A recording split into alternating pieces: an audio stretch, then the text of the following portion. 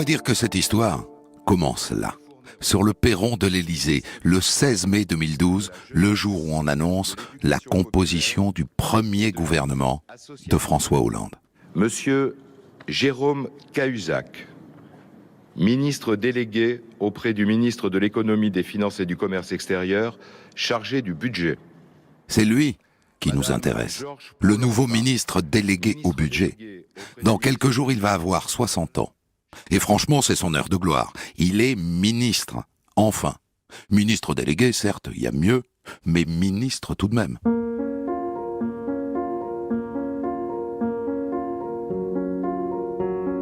Et c'est pas mal pour le docteur Cahuzac de Villeneuve-sur-Lot, qui a débuté sa carrière comme chirurgien esthétique, qui a monté une clinique avec sa femme, spécialisée dans les implants capillaires, et qui du coup s'est lancé en politique très tard, en 1996. 16 ans. Il a mis 16 ans à faire son parcours du combattant, député, maire de Villeneuve-sur-Lot, président de la commission des finances, et maintenant ministre. Bravo, monsieur Cahuzac. Bien joué.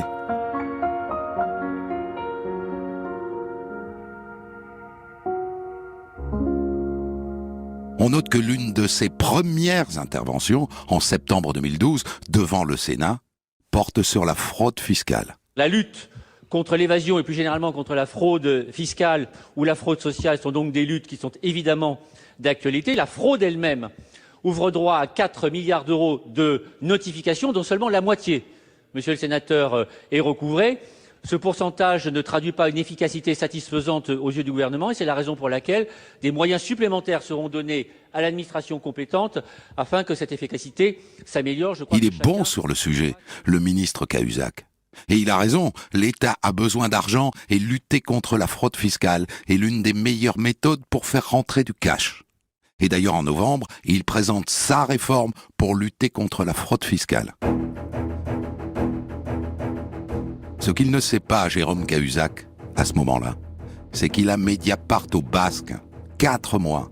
4 mois que le journaliste Fabrice Arfi de Mediapart est sur son dos, discrètement, et qu'il s'apprête à sortir un gros scoop qui va ruiner sa carrière à petit feu.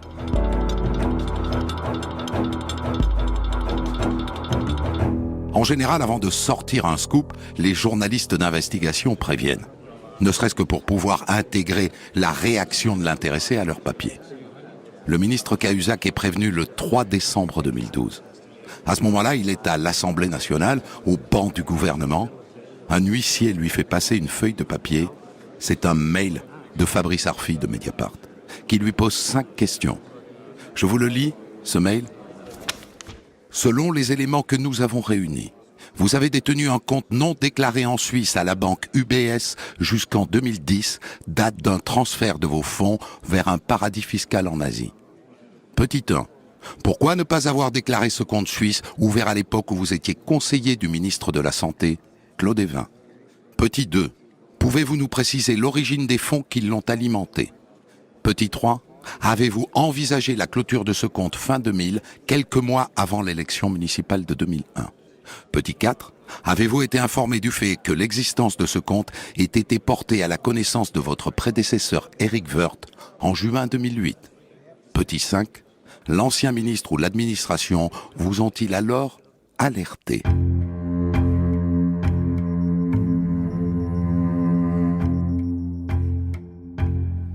Les questions sont précises et elles appellent des réponses précises. Et quand il lit ça, Cahuzac ne peut plus ignorer que Mediapart a des biscuits, comme on dit. Alors, comme le mail évoque Éric Woerth, son prédécesseur, et qu'il suggère qu'il est au courant, Cahuzac se retourne et il le cherche dans l'hémicycle, sur le banc de la droite. Et il l'aperçoit et il lui fait signe, de loin. « Faut que je te voie !»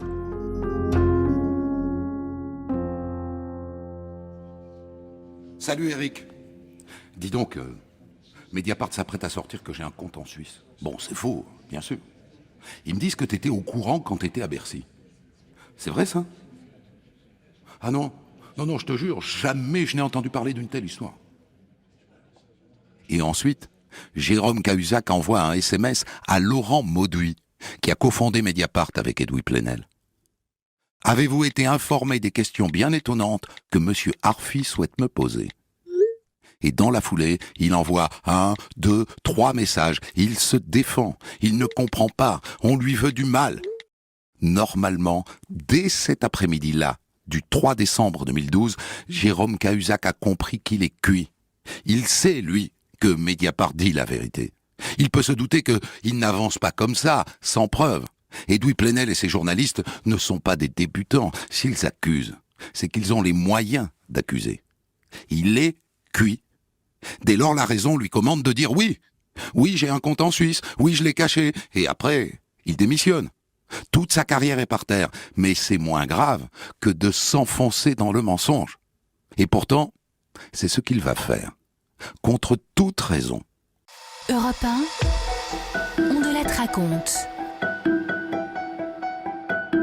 Je vous raconte aujourd'hui l'affaire Cahuzac, que nous allons débriefer tout à l'heure avec Charlotte Chaffanjon, qui est journaliste à l'Hebdo et qui a consacré tout un livre à cette affaire, Jérôme Cahuzac, les yeux dans les yeux chez Plomb, dont je me suis évidemment beaucoup servi. Voilà où nous en étions. En décembre 2012, Jérôme Cahuzac est ministre du Budget depuis 6 mois et il apprend que Mediapart s'apprête à révéler qu'il a eu un compte en Suisse jusqu'à il y a 2 ans. Le journaliste Fabrice Arfi de Mediapart lui envoie un mail très clair. « Nous savons que vous avez détenu un compte non déclaré en Suisse à la banque UBS jusqu'en 2010, date d'un transfert de vos fonds vers un paradis fiscal en Asie. » Et il lui pose 5 questions très précises. Paniqué, Cahuzac appelle alors l'un des patrons de Mediapart, Laurent Mauduit.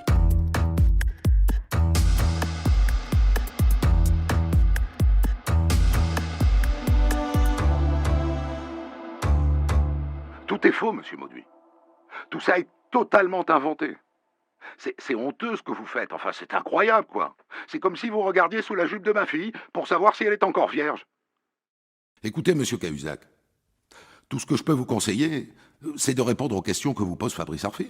Et puis si on s'est trompé, on le dira. Jérôme Cahuzac raccroche. Il ne veut pas répondre à ce Fabrice Arfi. Et là, en bon politique, il appelle un communicant, un spécialiste de la communication de crise, l'un des meilleurs, Stéphane Fuchs, de Euro-RSCG. C'est lui qui a organisé la candidature de DSK à la présidentielle et géré le cataclysme du Sofitel. C'est un rusé. Il appelle Fabrice Arfi. De 2 choses l'une, monsieur Arfi.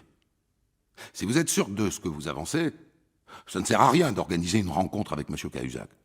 En revanche, si vous avez encore des doutes, si vous n'êtes pas sûr d'écrire votre article, alors dans ce cas, je pense que je peux le convaincre de vous rencontrer. C'est rusé, même si la ficelle est un peu grosse. Fuchs veut juste savoir s'ils ont du concret. Mais Arfi non plus n'est pas tombé de la dernière pluie.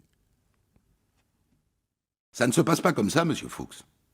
Je suis absolument certain de ce que j'avance. Et bien sûr, j'ai des éléments. Ce que je veux, c'est échanger avec le ministre, c'est tout. Je veux recueillir ses explications. Cahuzac est coincé. Il doit répondre à Fabrice Arfi. Rendez-vous est donc pris pour le lendemain au ministère du Budget à 11h30. Le ministre n'a mis qu'une condition, que Fabrice Arfi vienne avec l'un de ses chefs. Ce sera François Bonnet, le directeur éditorial de Mediapart. Et les voilà donc face à face, Arfi et Bonnet d'un côté, Jérôme Cahuzac de l'autre.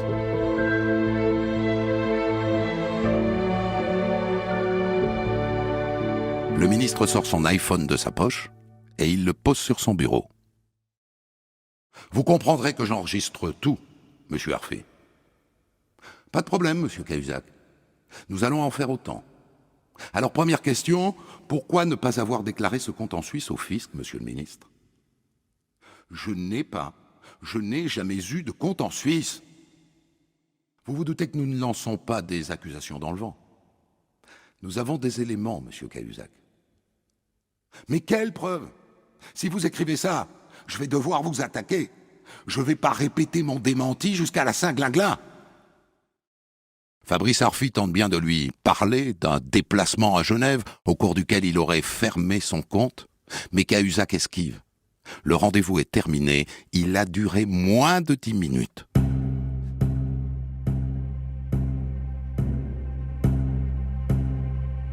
À ce moment-là, Cahuzac a compris que le papier de Mediapart va sortir. Quoi qu'il arrive, il n'a plus le choix. Il appelle le président Hollande. Il lui laisse un message. Et après, il appelle le Premier ministre Jean-Marc Ayrault.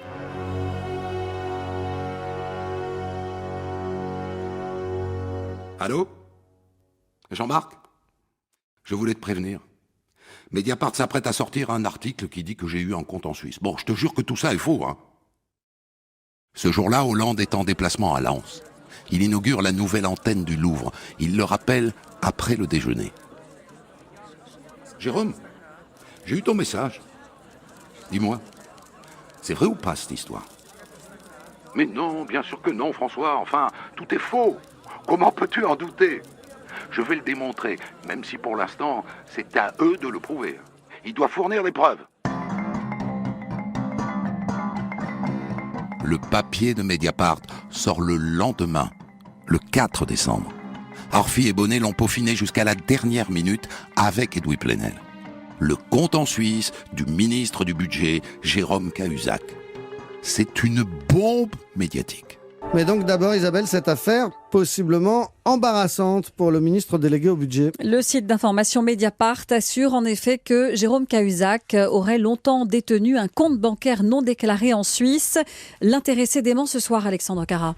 Oui, et d'ailleurs, j'ai le communiqué sous les yeux. C'est plus qu'un démenti. C'est une contre-attaque musclée à l'image du boxeur qui est Jérôme Cahuzac. Le ministre du Budget annonce une plainte au pénal contre l'auteur de l'article et Mediapart. Il dénonce des affirmations délirantes et menace, je cite, tous ceux qui colporteraient ces élucubrations de poursuites judiciaires. Le lendemain, 5 décembre, Jérôme Cahuzac choisit RTL pour sa première interview. Et il se retrouve face à Jean-Michel Apathy. Le site de Mediapart écrit ceci vous concernant. Le ministre du Budget, Jérôme Cahuzac, a détenu pendant de longues années un compte bancaire non déclaré à l'Union des banques suisses de Genève.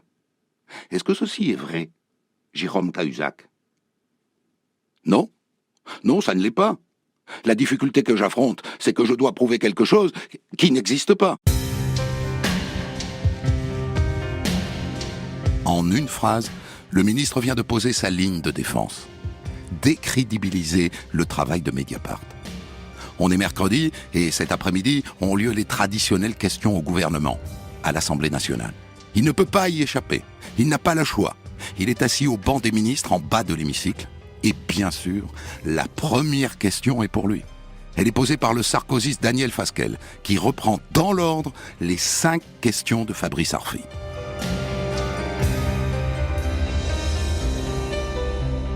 Je dément catégoriquement les allégations contenues sur le site Mediapart. Je n'ai pas, monsieur le député, je n'ai jamais eu de compte à l'étranger, ni maintenant, ni avant. Je dément donc ces accusations et j'ai saisi la justice d'une plainte en diffamation car ça n'est que devant la justice, hélas, que les accusateurs doivent prouver la réalité des allégations qu'ils avancent. Et c'est donc devant la justice que je m'expliquerai devant ces contradicteurs en attendant d'eux des éléments probants qui, à ce jour, font manifestement défaut. Merci, monsieur le député, de m'avoir permis de le dire devant la représentation nationale. Pour la 2e fois de la journée, Jérôme Cahuzac vient de s'enfoncer publiquement dans le mensonge. La fuite en avant. Europe 1, On de la raconte. Je vous raconte aujourd'hui l'affaire Cahuzac, une histoire que nous allons débriefer tout à l'heure avec la journaliste Charlotte Chaffanjon, désormais journaliste au Nouveau Magazine, l'Hebdo, et auteur en 2013 chez Plomb de Jérôme Cahuzac, les yeux dans les yeux. Nous en étions au moment où Jérôme Cahuzac, ministre du Budget de François Hollande, 6 mois après sa nomination, est accusé par Mediapart d'avoir détenu un compte en Suisse jusqu'en 2010 et d'avoir ensuite transféré l'argent dans un paradis fiscal en Asie. À ce stade, Cahuzac nie, devant les journalistes et devant les députés. Mais Mediapart dit détenir des preuves.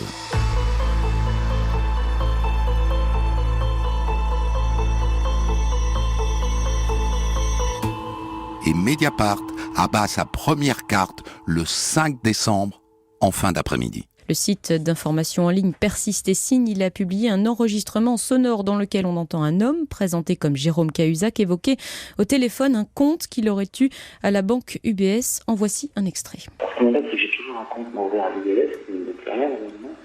La seule personne qui me fait rien, c'est l'UBS. Un sonore de piètre qualité, vous venez de l'entendre, un sonore que je me permets de traduire. Ce qui m'embête, c'est que j'ai toujours un compte ouvert à l'UBS. La seule façon de le fermer, c'est d'y aller. Je vous laisse juge, mais honnêtement, on ne reconnaît pas à 100% la voix de Cahuzac dans cet enregistrement.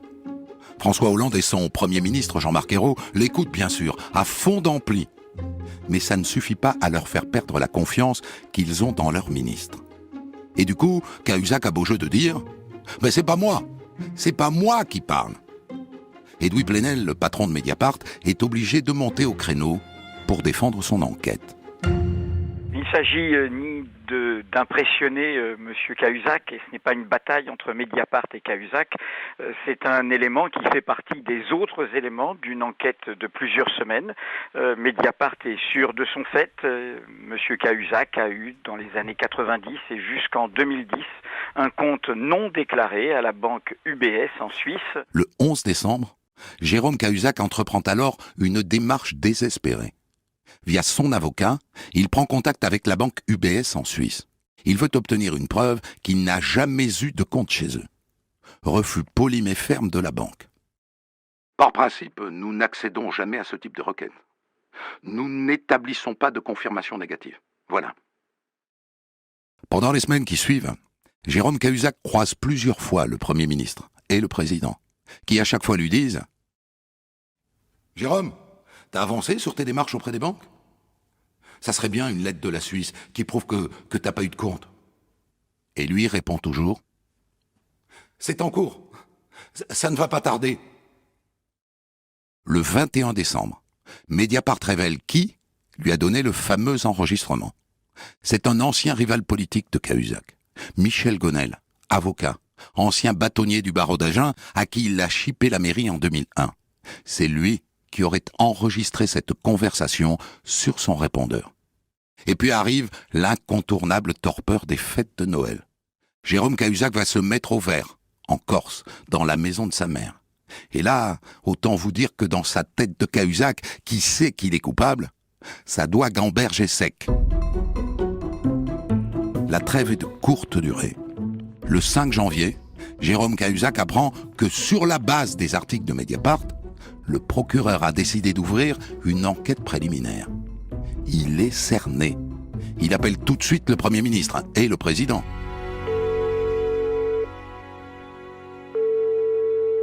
Laissez-moi encore un peu de temps.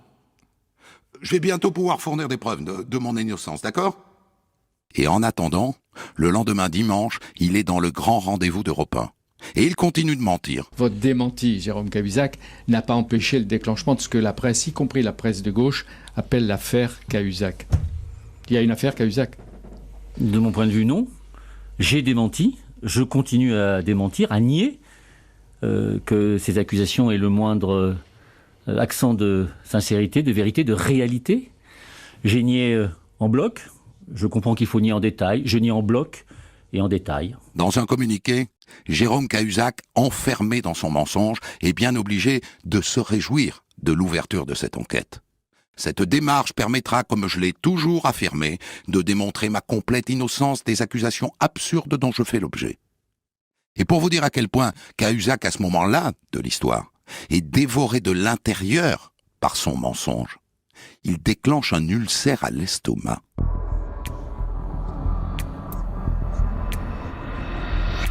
Le 16 janvier, ne voyant toujours aucune preuve arriver, Ayrault et Hollande lui demandent de venir le voir après le Conseil des ministres, avec son ministre de tutelle, Pierre Moscovici.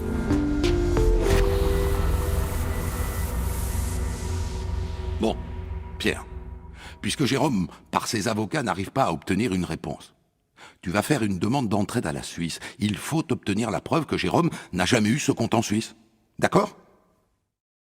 La réponse arrive de Suisse le 31 janvier sur le bureau de Moscovici. C'est écrit noir sur blanc. Pour Cahuzac, c'est une bouée de sauvetage. il n'a pas eu de compte à la banque UBS, au moins depuis 2006. Ouf! Cahuzac voit enfin un peu de ciel bleu à l'horizon.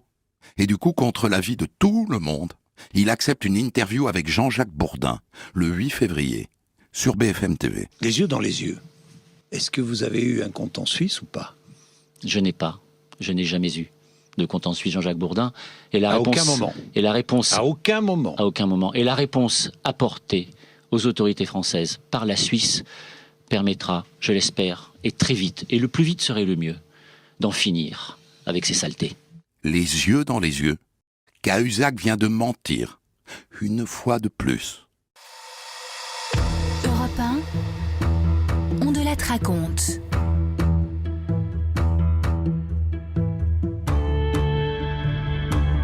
Je vous raconte aujourd'hui l'affaire Cahuzac, en 2012 et 2013, au tout début du mandat de François Hollande. Une histoire que nous débrieferons tout à l'heure avec la journaliste Charlotte Chaffanjon, qui est désormais journaliste au nouveau magazine L'Hebdo, et qui est l'auteur en 2013 chez Plomb de Jérôme Cahuzac, Les yeux dans les yeux. Jérôme Cahuzac, ministre du Budget, est accusé à partir de décembre 2012 d'avoir détenu, jusqu'en 2010, un compte à la banque suisse UBS, et d'avoir ensuite transféré le contenu de ce compte dans une banque de Singapour.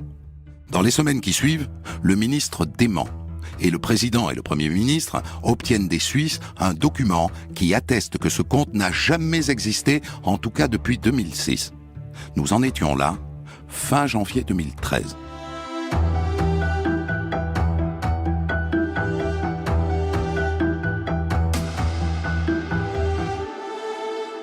Et là, s'écoule un peu de temps jusqu'au 15 mars, où Mediapart en remet une couche. Mediapart persiste et signe. La voix sur la bande audio serait bien celle de l'actuel ministre du Budget.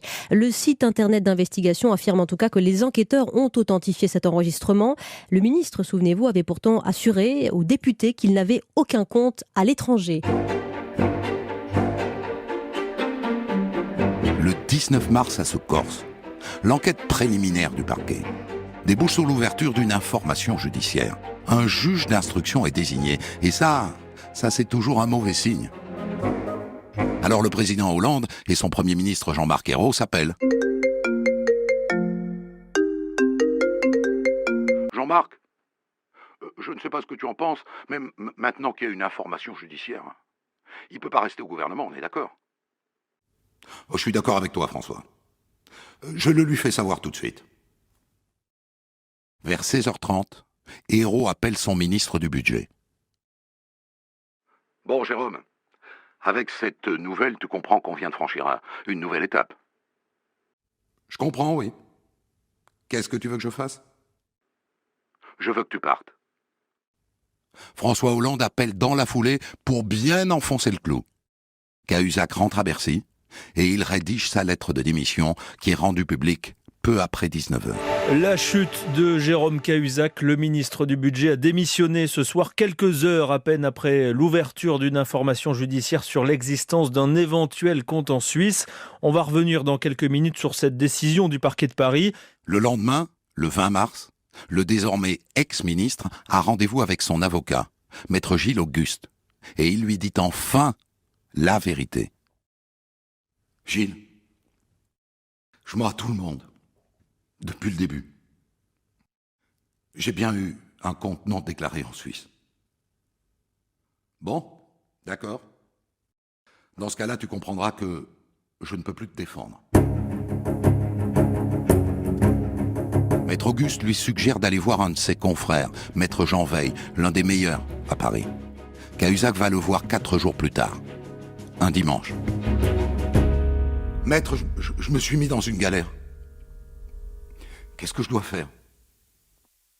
Ça, c'est le moins qu'on puisse dire, que vous vous êtes mis dans une galère. Eh bien, écoutez, vous devriez écrire au juge pour convenir d'une convocation. Jérôme Cahuzac écrit au juge 2 jours plus tard. Il est convoqué le 2 avril. Et c'est décidé, il va arrêter de mentir. Il appelle un de ses collaborateurs. Dis-moi, je vais t'envoyer un texte. Il faut que tu le publies tout de suite sur mon blog. La confession est mise en ligne à 16h. Mais tout de suite, donc, ce coup de tonnerre dans l'affaire Cahuzac. Une après-midi où tout s'est précipité pour l'ancien ministre délégué au budget. Jérôme Cahuzac a été entendu au pôle financier du tribunal de grande instance de Paris. Une audition à sa propre demande. Il a été mis en examen pour blanchiment de fraude fiscale. Jérôme Cahuzac reconnaît posséder un compte à l'étranger depuis 20 ans, un compte sur lequel il y a 600 000 euros. Jérôme Cahuzac a donc menti en affirmant le contraire il y a quelques jours encore avant sa démission. Et d'ailleurs, il demande pardon pour ce mensonge. Walid Berissoul, il le fait dans un communiqué sur son blog, un communiqué particulièrement fort. Le président Hollande réagit d'abord par un communiqué et le lendemain par une courte allocution après le Conseil des ministres. C'est une faute impardonnable. C'est un outrage fait à la République. D'autant que les faits reprochés sont eux-mêmes intolérables. J'affirme ici que Jérôme Cahuzac n'a bénéficié d'aucune protection, autre que celle de la présomption d'innocence. Et il a quitté le gouvernement à ma demande dès l'ouverture d'une information judiciaire. Après quoi, Jérôme Cahuzac disparaît des écrans radars pendant 3 semaines. Et il réapparaît le 16 avril dans une longue interview à Jean-François Aquili sur BFM TV. C'est Anne Haumel, la grande prêtresse de la communication politique, qui lui a conseillé de faire ce long mea culpa et de renoncer au passage à son mandat de député.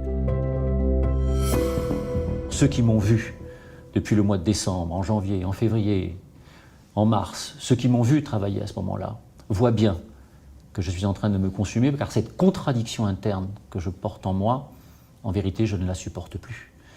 Après ma démission du gouvernement, j'ai finalement le sentiment, la conviction que seule l'acceptation de la vérité me permettra de lever cette contradiction, je l'espère, de rebâtir une vie, en tout cas, d'être en accord avec moi-même. En décembre 2016, Jérôme Cahuzac a été condamné à 3 ans de prison ferme et 5 ans d'inéligibilité pour fraude fiscale et blanchiment de fraude fiscale. Il a fait appel et il sera donc rejugé à partir du 12 février prochain. Et cette fois-ci, pour le défendre, il a choisi le plus célèbre et le meilleur des avocats, Maître Éric Dupond-Moretti.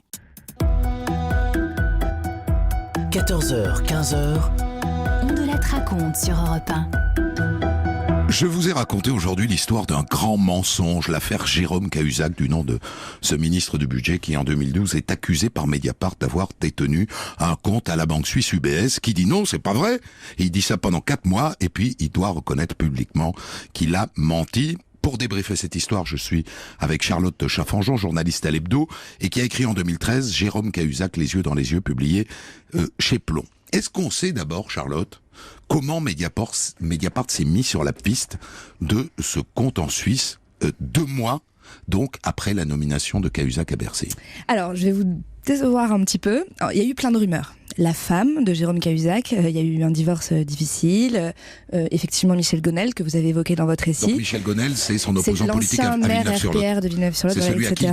Il pique et qui aurait enregistré cette conversation. Qui a enregistré, puisque lui l'a dit, et il l'a effectivement donné à la disposition de la justice.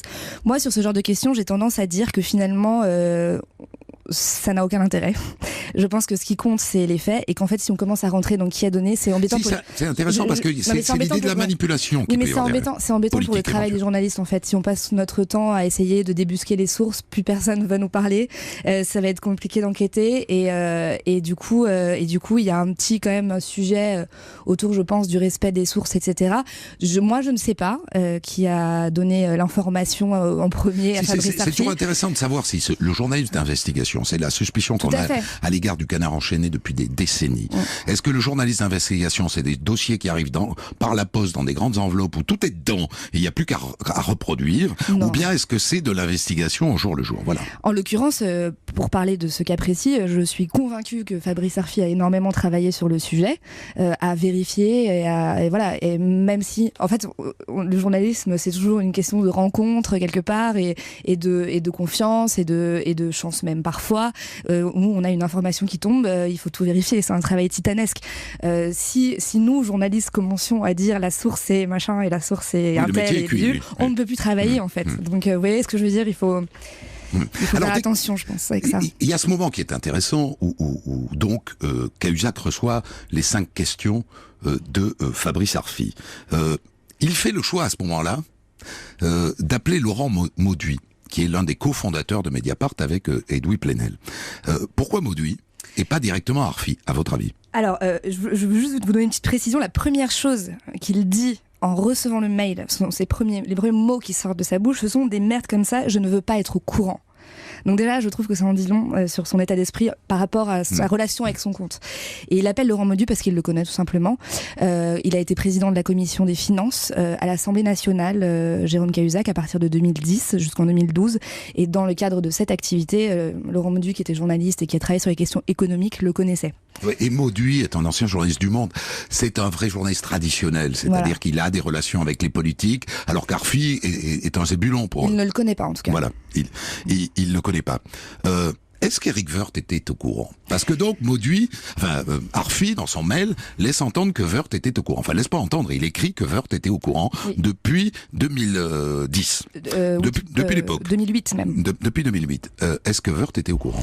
Alors, pour préciser, Mediapart explique qu'il y a eu en fait un échange de bons procédés.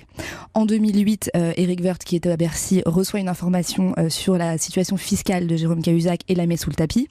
En 2010, alors que Jérôme Cahuzac est à la commission des finances, il a dans les mains des informations sur la vente de l'hippodrome de Compiègne, dans laquelle Éric Woerth est en grande difficulté pour prise illégale d'intérêt. Il y a eu un non-lieu plus tard, et donc aurait aidé Éric Woerth à se sortir de cette affaire. C'est ça exactement ce qu'explique Mediapart. Éric Woerth, je lui ai parlé, il nie totalement. Il explique que c'est inhumain. Il dit que tout ça est absolument n'importe quoi.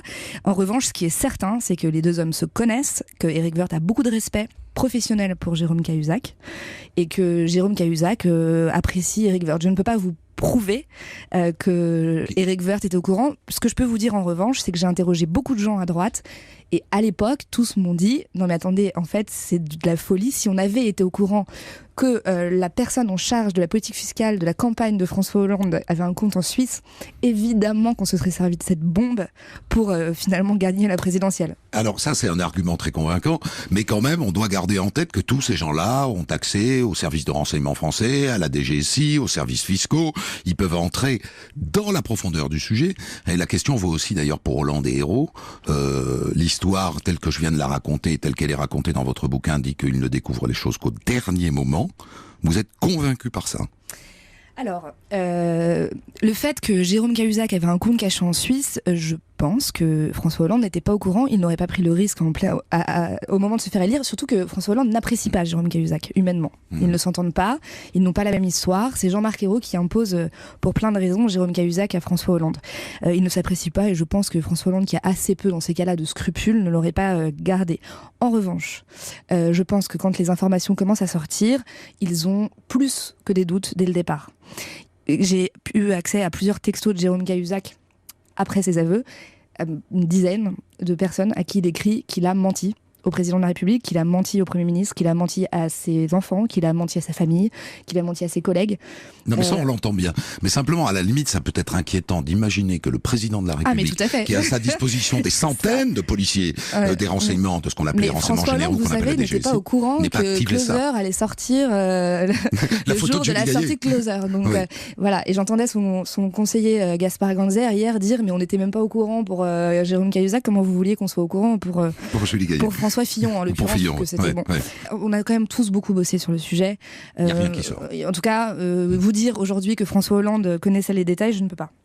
On va marquer une pause et s'intéresser maintenant à cette demande d'entraide qui est faite à la Suisse et qui se traduit par un document assez surréaliste puisque ce document a l'air de mentir. Les Suisses ont-ils menti? Après la pause. Europe 1, on de la raconte. Je vous ai raconté aujourd'hui l'histoire d'un mensonge, le mensonge de Jérôme Cahuzac qui pendant 4 mois, alors que Mediapart l'accuse d'avoir eu un compte à la banque UBS en Suisse, dit non, je n'en ai jamais eu et qui au bout de 4 mois est contraint de faire son mea culpa. Et je suis avec Charlotte Chaffanjon qui a écrit l'un des bouquins de référence sur cette affaire, Jérôme Cahuzac, Les yeux dans les yeux, publié chez Plon. Charlotte Chaffanjon, vous êtes aujourd'hui journaliste au magazine L'Hebdo. Alors, il y a ce moment où François Hollande demande à Pierre Moscovici, qui est ministre des Finances, de demander une entraide au ministre des Finances suisse et de répondre à la question: Jérôme Cahuzac a-t-il eu un compte en Suisse? Et la réponse qui tombe est: il n'a pas eu de compte à la banque UBS depuis 2006 en tout cas. Comment ça se fait que la Suisse mente? Ou ait l'air de mentir? En fait, la Suisse ne ment pas. Ce qui se passe, c'est une question de formulation de questions. Il y a deux choses. La banque peut dire à quelqu'un: oui, vous avez un compte en Suisse. Oui. Donc si on demande: pouvez-vous dire que j'ai bien un compte en Suisse? Ça, c'était la question que Jérôme Cahuzac aurait dû poser déjà en décembre. Ce qu'il n'avait pas fait, la banque peut dire oui ou non. Si on demande: confirmez-vous que je n'ai pas de compte en Suisse, vous voyez la nuance sémantique, la banque n'a pas à répondre. Ensuite, il y a un deuxième point qui est très important, c'est qu'en fait, la date de 2006 est biaisée par le fait que Jérôme Cahuzac avait transféré ses fonds d'UBS en 2000 à une société de gestion qui s'appelle Rail et Compagnie, donc qui était finalement une société écran qui a masqué les fonds, et qu'ensuite, juste avant d'arriver à la commission des finances en 2010, il les a envoyés à Singapour. Donc en fait, cet argent existait, était bien caché en Suisse, mais n'était plus chez UBS. Donc on peut demander à UBS tout ce qu'on veut, à partir de 2006, l'argent n'est plus chez eux. La question c'est: est-ce qu'il est possible que la Suisse, pour être agréable au gouvernement français et au président Hollande, ait arrondi un peu les angles de ce retour d'informations? Alors écoutez, c'est pas une hypothèse qui a été évoquée quand j'ai travaillé sur le sujet, a priori. Donc je peux Parce que les Suisses savaient très exactement ce qu'elle était la question posée. En vérité, quelle que soit la formulation qu'ils reçoivent, ils savent qu'au fond, il s'agit de faire tomber ou de sauver Cahuzac. Bon, après, je ne sais pas si la Suisse avait quelque chose à faire du sort de Jérôme Cahuzac. Non, mais de François Hollande, oui. Mais en revanche, oui, mais là, en fait, c'est pas la Suisse, enfin, c'est la banque.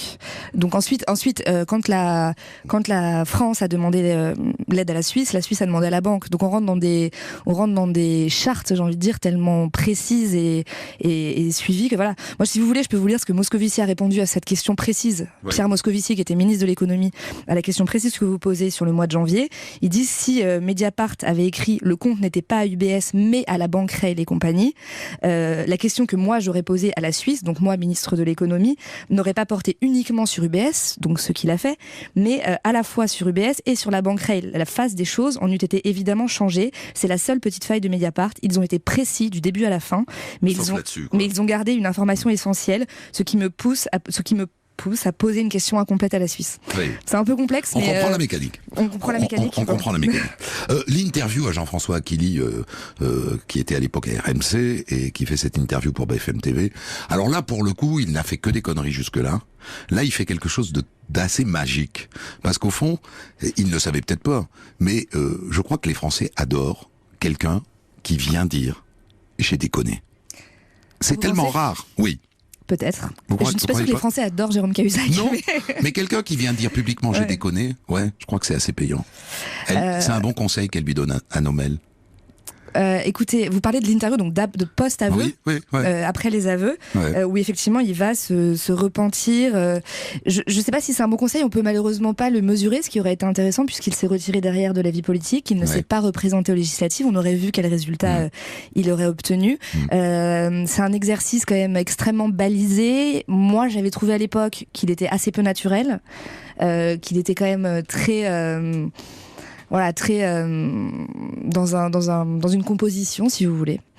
Est-ce qu'on a su d'où venait cet argent qui était sur ce compte à UBS, puis qui s'est retrouvé à Singapour? Alors, je peux vous dire que j'ai assisté au premier procès en septembre 2016 et que c'est très, très, très compliqué. En fait, il n'y a pas que les 600 000 euros du compte de Singapour. Les 600 000 euros du compte de Singapour, à l'évidence, a priori, proviennent des activités de conseil auprès des laboratoires pharmaceutiques de Jérôme Cahuzac, qui a monté une société de conseil après avoir été au cabinet du ministre de la Santé, Claude Évin. Tout ça, c'est la Rocardie, c'est les proches de Michel Rocard. Oui. Donc, Jérôme Cahuzac expliquera lors de son premier procès que cet argent devait servir à financer la campagne présidentielle de Michel Rocard de 1995, qui n'a pas eu lieu puisque Michel Rocard ne s'est pas présenté. Et il était commode de le dire puisque Michel Rocard était mort au moment de ce procès. Ce qui a outré la Cour et qui n'a évidemment pas retenu l'argument puisqu'il aurait pu le dire avant. Ensuite, Jérôme Cahuzac ne s'est pas arrêté dans ses activités illégales. aux alentours des années 2000-2001, le procès a révélé, il l'a admis et raconté, des histoires absolument abracadabrantesque. Il partait au Moyen-Orient, au Proche-Orient, exercer sa profession de chirurgien capillaire, ce qui rapporte beaucoup d'argent, et il revenait avec des valises remplies de billets, donc à hauteur de 60 000, 70 000 euros, qu'il déposait à cette fameuse société de gestion dont je vous ai parlé, Reil et compagnie, en liquide, en Suisse, qui n'était jamais déclaré. Il y a aussi de l'argent du couple, qui était à l'île de Man, au large de la Grande-Bretagne, qui n'était pas déclaré, c'était un paradis fiscal. Enfin, voilà. Donc, je pourrais même pas vous dire exactement la somme qui a été dissimulée par Jérôme Cahuzac et le couple Cahuzac entre le début des années 90 et le milieu des années 2000. On dit 600 000, c'est beaucoup plus, quoi. C'est beaucoup plus. C'est beaucoup plus que ça. Merci beaucoup, Charlotte Chaffanjon, d'être... Oui. Non, mais je voulais juste vous lire une phrase qu'il a dit au procès, je trouve qu'elle dit tout. Il a dit « Il y a eu en moi quelqu'un qui a fait ça, ce n'est pas que moi, mais c'est aussi moi. Je dois admettre que c'est une part de moi qui l'a fait, je suis donc coupable. Que voulez-vous que je vous dise ?» C'est ce que Simone Weber n'est pas arrivée à dire. Mais en gros, c'est la même mécanique. C'est la duplicité de l'homme, quoi. Ouais, mais je trouve cette partie ça s'appelle le clivage en criminologie et il est clivé. Jérôme Cahuzac, manifestement. Merci en tout cas. Je rappelle le nom de ce livre qui est le vôtre, Jérôme Cahuzac, Les yeux dans les yeux, publié en 2013 chez Plomb. 14h-15h, On de la raconte sur Europe 1.